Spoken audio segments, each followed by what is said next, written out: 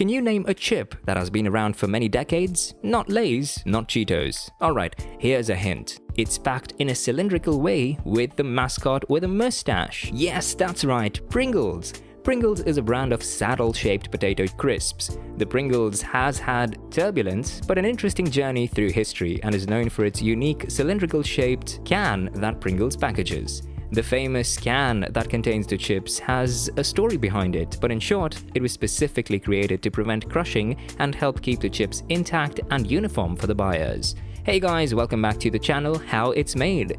In this video today, we take an inside look into how the world's favorite Pringles are made. But before jumping into the video, if you're new here, please consider subscribing to our channel. Also hit the bell icon to get a notification whenever we upload a new video. That said, let's begin. How did Pringles start? From the moment the very first can was popped, the joy has never stopped. 1939. The world is at war, and in a devastating blow to snackers, potato chips are considered a non-essential food item.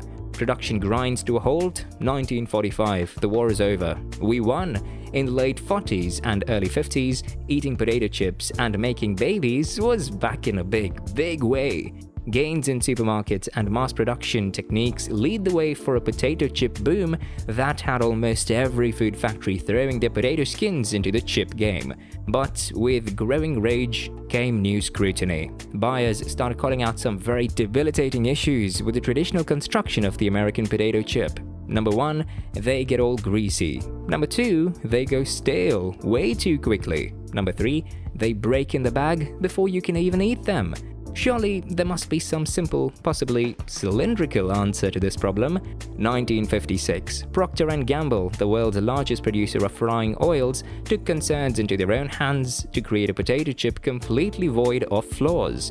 They enlist chemist Friedrich J. Bohr, who uses a geometric recipe to construct a saddle-shaped chip with a tubular, vacuum-sealed can. Bohr's perfect beauties are perfectly stackable. It is safely covered in a cardboard sheath, and the unique stacking machine stops a bulk of the grease from spreading. But there's one big problem: they kinda suck. So P&G temporarily ditches the chip idea. By the mid-1960s, the Beatles were touring America, most of our parents were testing drugs, and P&G was on the hunt for new products. In classic corporate American fashion, they simply dug up an old idea and call it new.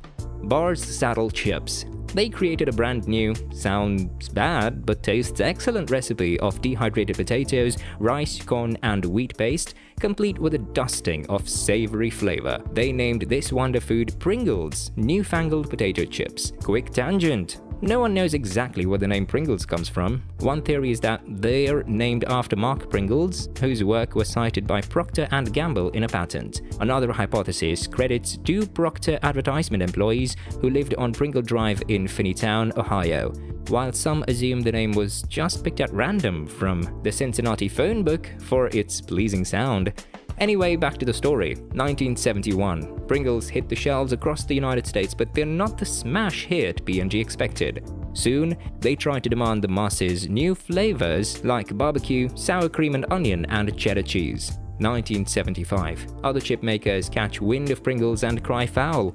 These are not typical potato fried chips, Pringles claim, as they are not produced with raw potatoes. The FDA weighs in, says, yeah, you guys actually have a point, and tells Pringles they need to lose the word chip. So they changed to crisps and lose the latest fangled. In the early 1980s, Pringles started to take off. No one knows exactly what causes the spur in the Spud product's favor, but some attribute it to an advertising campaign called Fever for the Flavor of Pringles. Others credit a Brad Pitt commercial. As Pringles surged in the United States, it shifted its focus to new global markets in Europe, South America, and Asia.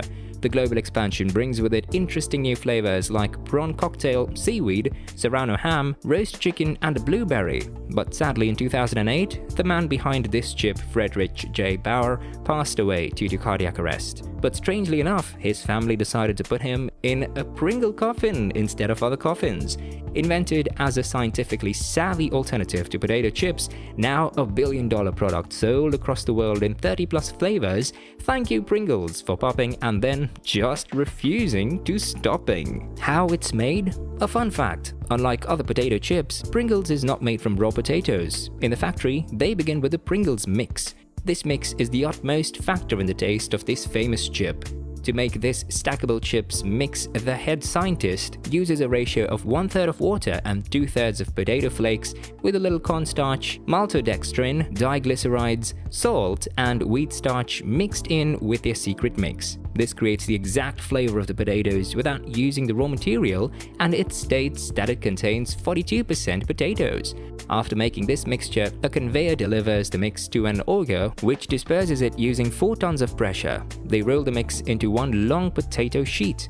This sheet makes it easy to mold and cut into any piece they desire, but Pringles decided on the concave, and to date, this has been the same in shape ever since. Then a rotary cutter punches out oval shapes and a device pulls away the scrap dough, leaving flat uncooked chips. But the leftover scrap dough is not thrown away. This dough is recycled again and again into the making of the Pringles.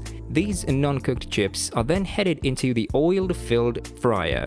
As they travel through the fryer, rolling the molds give the chips the famous concave shape that Pringles are famous for. This concave shape makes them easy to stack the chip in cylindrical containers.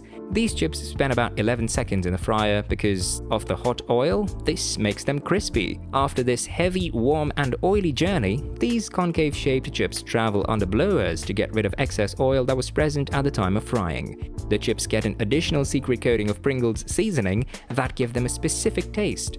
After getting its special seasoning, the chips do a backflip off one conveyor onto another. This results in falling into neat piles. Then a factory worker carefully inspects each and every row of chips with his super eye and picks out any chips that are disproportionate. Then it's onto another conveyor that shakes them up to loosen the stacks, and they travel over scales to be portioned out for packaging. Automated spoons feed the chips into the open ends of the cylindrical tubes.